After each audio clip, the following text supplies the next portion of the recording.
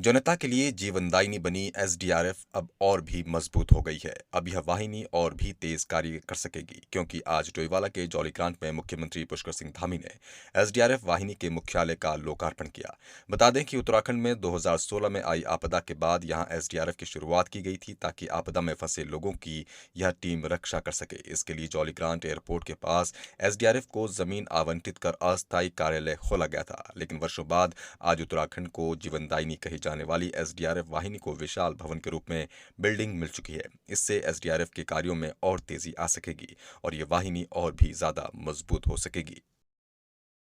आज जो एसडीआरएफ मुख्यालय के इस भवन का, जिसमें दो बड़ी योजनाएं लोकार्पित हुई हैं, इनके लोकार्पण से निश्चित रूप से एसडीआरएफ वैसे भी बहुत अच्छा काम तमाम आपदा के समय में उन कठिन परिस्थितियों में लगातार करती रही है, और इसके लोकार्पित होने से एक अच्छा स्थान यहाँ पर हो जाएगा, और जिससे समय समय पर अच्छी ट्रेनिंग, अच्छे प्रशिक्षण के कार्यक्रम, और भविष्य में ये लगातार ये ट्रेनिंग सेंटर ये लगातार चलता रहे। इन भवनों का जो लोकार्पण हुआ है, ये हमारे साथ साथ संपूर्ण भारतवर्ष के लिए भी आपदा के और अन्य जो हमारे जोखिम भरे समय होते हैं, उनके एक संस्थान के रूप में काम करेगा। हम लोग इस दिशा में इस पर काम करेंगे। अग्निशमन केंद्र भी इसी रूप में देखते हैं आपकी इसके साथ निश्चित रूप से सभी चीज़ें, डोईवाला है और आसपास का क्षेत्र है, वो सभी के लिए काम आएगा। सीएम सर कल केदारनाथ धाम देखिए, अभी तक 17 लाख तो श्रद्धालुओं ने अपने पंजीकरण यहाँ पर कर लिए हैं, लेकिन उसके बावजूद भी चूँकि अब कैंपिंग की व्यवस्था नहीं है, कैंपिंग की व्यवस्था हमने हटा दी है, तो बड़ी संख्या में लोग आ रहे हैं। गंगोत्री धाम और यमुनोत्री धाम के कपाट खुल चुके हैं, वहाँ की यात्रा बहुत हर्षोल्लास के साथ चल रही है। केदारनाथ में थोड़ा-सा बर्फ़बारी होने के कारण से काफ़ी बर्फ़ आ गई है वहाँ पर। कल वहाँ के बाबा केदारनाथ जी के कपाट खुल रहे हैं, तो आने वाले सभी श्रद्धालुओं से मैं ये अपील भी करता हूँ कि वो अपनी यात्रा मौसम के ठीक पूर्वानुमान के अनुसार, मौसम की जैसी जानकारी हो, उसके अनुरूप ही अपनी यात्रा को आगे बढ़ाएँ।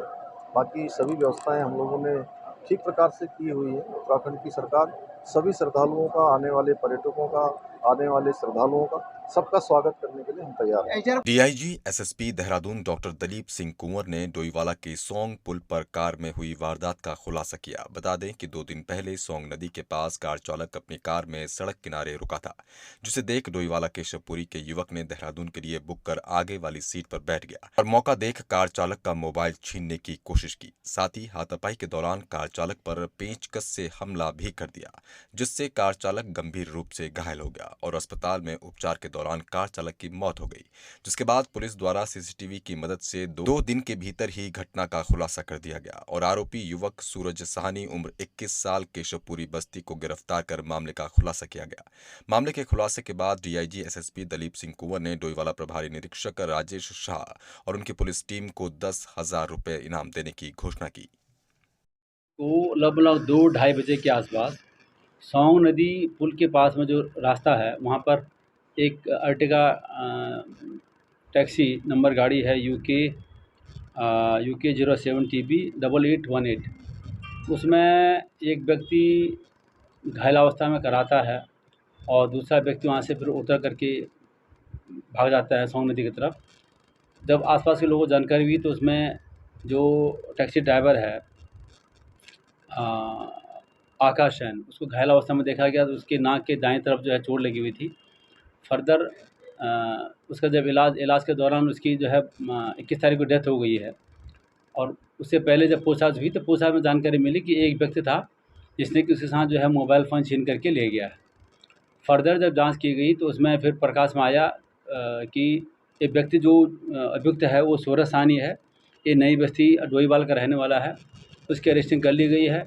जो जिस पेंचकस जब आपस में दोनों झगड़ रहे थे, तो पेंचकस से ही अभियुक्त ने इसके मृतक के जो है जो दायां पोर्शन पर जो है अंदर घुसा करके उसको घायल किया था, तो वो बरामद कर लिया गया है। बेसिकली दोनों नशे में थे। एक गाड़ी में बैठा हुआ था, यात्री बन के बैठा हुआ था, और उसके बाद जो है वो मोबाइल फ़ोन लूट या अन्य प्रकार के लूट करने के फिलहाल मतलब उसके प्रयास में उसने जो है वो घटना कारित किया। इसकी अरेस्टिंग कर ली गई है। उसमें जो मोबाइल फ़ोन है ओप्पो का, वो हमें बरामद कर लिया है। और जो पेंचकस जिसके माध्यम से उसने जो ड्राइवर है, जो बाद इसकी मृत्यु हो गई 21 तारीख को, वो पेंचकस भी हमने बरामद कर लिया है। इसका क्रिमिनल हिस्ट्री है या नहीं जानकारी कर रहे हैं, लेकिन अभी इस समय तक तो कोई इसका क्रिमिनल हिस्ट्री जानकारी नहीं हो पाई है, लेकिन हम जानकारी कर रहे हैं। किन धारा में ये मुकदमा? पहले 392, 302, 392 लिखी गई थी। अब चूँकि इसमें लूट वाला एंगल आ गया है, तो इसमें 394 में मामला पंजीकृत होकर के अब 394 में इसको पुलिस हमारे यहाँ की पुलिस उसको जुडिशियल रिमांड में भेजने की कार्रवाई हम लोग कर रहे हैं।